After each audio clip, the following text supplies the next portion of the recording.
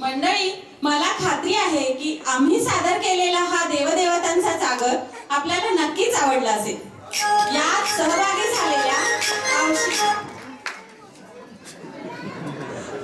सहभागी झालेल्या हौशी कलाकारांची नृत्ये बसवली होती श्री मधुसूदन मुळीक व डॉक्टर सौ सोनाली देसाई यांनी।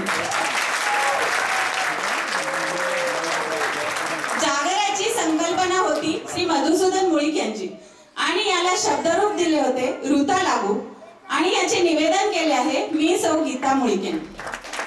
सहभागी कलाकार श्री मधुसूदन मुळीक, देवी मुळीक, श्री राजीव लागू, सौ ऋता लागू, श्री